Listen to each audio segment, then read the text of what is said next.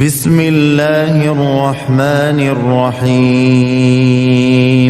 إنا أرسلنا نوحا إلى قومه أن أنذر قومك من قبل أن يأتيهم عذاب أليم قال يا قوم إني لكم نذير مبين أن اعبدوا الله واتقوه وأطيعون يغفر لكم من ذنوبكم ويؤخركم إلى أجل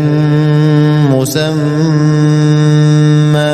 إن أجل الله إذا جاء لا يؤخر لو كنتم تعلمون قال رب إني دعوت قومي ليلا ونهارا فلم يزدهم دعائي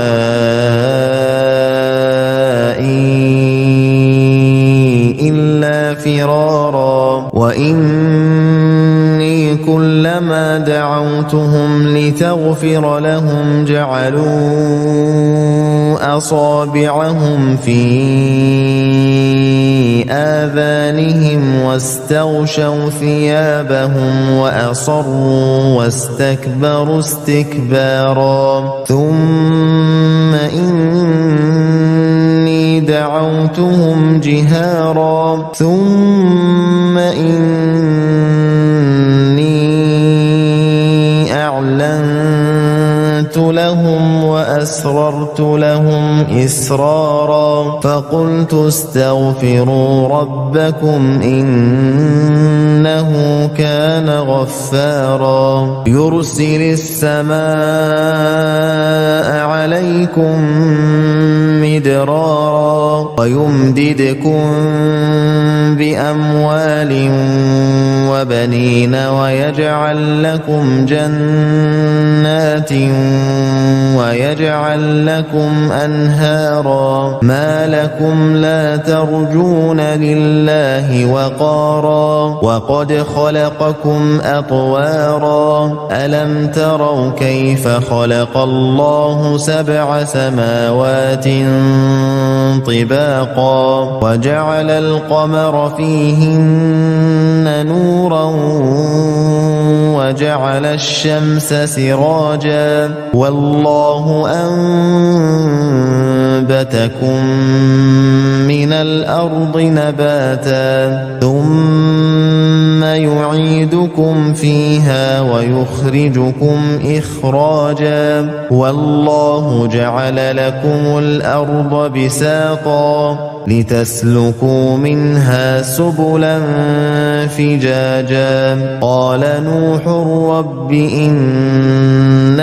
عصوني واتبعوا من لم يزده ماله وولده إلا خسارا ومكروا مكرا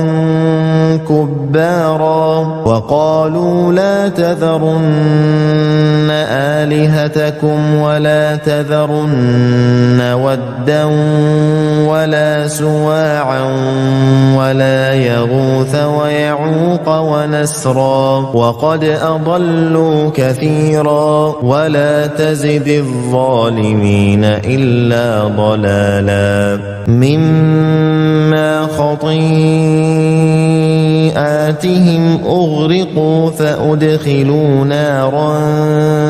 فلم يجدوا لهم من دون الله أنصارا وقال نوح